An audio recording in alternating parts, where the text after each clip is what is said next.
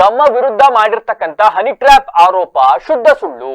ಈ ಬಗ್ಗೆ ಹೊಳೆನರಸೀಪುರ ಪೊಲೀಸರು ಸ್ಪಷ್ಟನೆಯನ್ನ ನೀಡಬೇಕು ಅಂತ ಹೇಳಿ ವಕೀಲೆ MR ನಾಗಲಕ್ಷ್ಮಿ ಅಂತಕ್ಕಂಥವ್ರು ಆಗ್ರಹಿಸಿದ್ದಾರೆ. ಸುದ್ದಿಗೋಷ್ಠಿಯಲ್ಲಿ ಮಾತನಾಡಿರ್ತಕ್ಕಂಥ ಅವರು ನನ್ನ ವಿರುದ್ಧ ಸುಳ್ಳು FIR ದಾಖಲಿಸಿ ಜೈಲಿಗೆ ಕಳಿಸ್ತಕ್ಕಂತ ಹುನ್ನಾರವನ್ನ ಪೊಲೀಸರು ನಡೆಸಿದ್ರು. ಇದಕ್ಕೆ ಸ್ಥಳೀಯ ಕಾಂಗ್ರೆಸ್ ಮುಖಂಡರು ಕುಮ್ಮಕ್ಕನ್ನ ನೀಡಿದ್ದಾರೆ.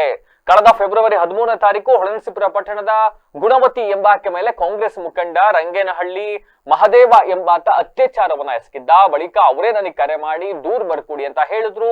ನಾನು ಅವರು ಅನಕ್ಷರಸ್ಥರು ಅನ್ನೋ ಕಾರಣಕ್ಕೆ ನಾನು ದೂರನ್ನ ಬರೆದುಕೊಟ್ಟೆ.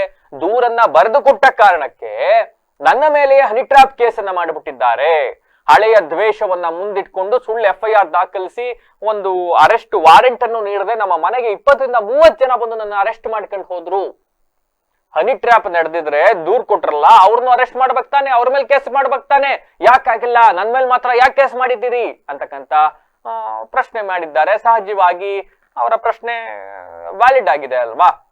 ಫೈನ್. ಇದ್ರೊಳಗಡೆ ಏನೋ ಒಂದಿಷ್ಟು ಷಡ್ಯಂತ್ರಗಳು ನಡೆದಿದ್ದಾವೆ. ನಾನು ಕೂಡ ವಕೀಲೆ ಆಗಿದ್ದೀನಿ. ವಕೀಲರಿಗೆ ಹಿಂಗಾಗ್ಬಿಟ್ರೆ ಬೇರೆ ಜನಸಾಮಾನ್ಯರಿಗೆ ಹೆಂಗೆ ಕಾನೂನು ಹೆಂಗ್ ಅವ್ರಿಗೆ ರಕ್ಷಣೆ ಕೊಡ್ತೀರಿ ಅಂತಕ್ಕಂಥ ಪ್ರಶ್ನೆ ಅವರದ್ದು.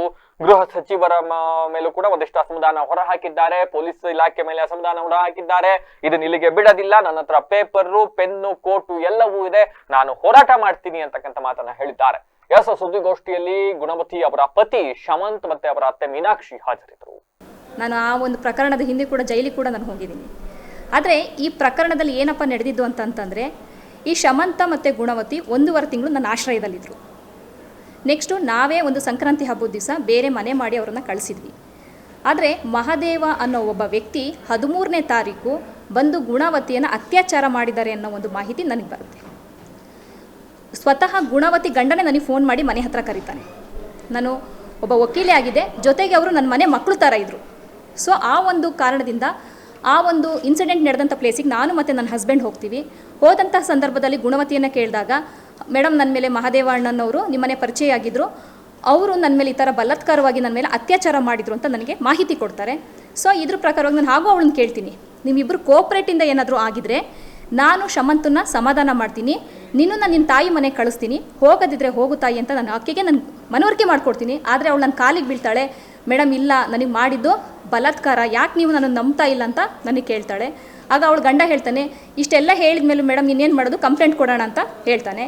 ಆದರೆ 14ನೇ ತಾರೀಕು ನಾನು ಸರ್ಕಲ್ ಇನ್ಸ್ಪೆಕ್ಟ್ರು ಸಂತೋಷ್ ಕುಮಾರ್ ಅವ್ರನ್ನ ಮೀಟ್ ಮಾಡ್ತೀನಿ. ಸರ್ ಈ ಥರ ಒಂದು ಆರೋಪ ಬರ್ತಾ ಇದೆ, ಆದರೆ ಇದ್ರ ಬಗ್ಗೆ ಕುಲ್ಲಂಕುಷವಾಗಿ ಒಂದು ಮಾಹಿತಿ ತಗೊಳ್ಳಿ ಸರ್ ಅಂತ ಹೇಳಿ ಮಹಾದೇವರವ್ರನ್ನ ನಂಬರ್ನ ನಾನೇ ಸಂತೋಷ್ ಕುಮಾರ್ ಅವ್ರಿಗೆ ಕೊಟ್ಬಿಟ್ಟು ಮನೆಗೆ ಬರ್ತೀನಿ.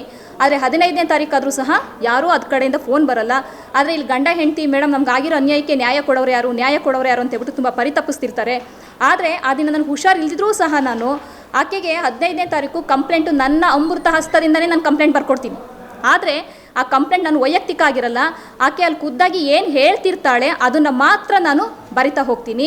ಅದರಂತೆ ಕೂಡ ಅವಳು 15ನೇ ತಾರೀಕು ಅವಳ ಗಂಡ ಏನು ಮಾಡ್ತಾರೆ, 11 ಗಂಟೆಗೆ ಸ್ಟೇಷನ್ ಮುಂದೆ ಆ ಕಂಪ್ಲೇಂಟನ್ನು ತೆಗೆದುಕೊಂಡು ಹೋಗ್ತಾರೆ. ಆದರೆ ಸರ್ಕಲ್ ಇನ್ಸ್ಪೆಕ್ಟ್ರು ಆ ಸ್ಪಾಟಿಗೆ ಬರ್ತಾರೆ, ಅವಳನ್ನು